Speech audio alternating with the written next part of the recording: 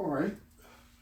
So yours truly, Professor Dr. Dolphy Gilpin here with a SpaceX projection. And previously we have done NASA on a linear power strip. But now this is more like a vectoral power strip here with a 3D conformation.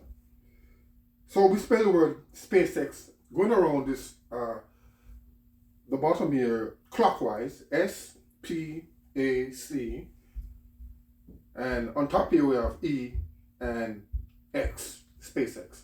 I guess all those resumes that I've sent out, this is the result of all those resumes I sent to SpaceX.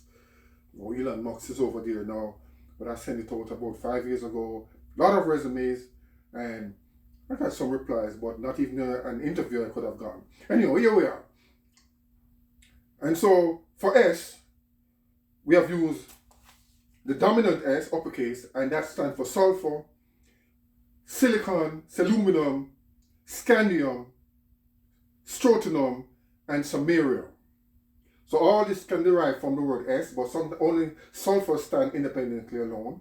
The rest, silicon, we have a recessive I, a S and an I. And on our next bout, we'll do the atomic number and the atomic mass. But right now, we're just doing the symbol. Aluminum would take the S here with a E, a recessive E and a dominant S. Scandium, a dominant S and a recessive C.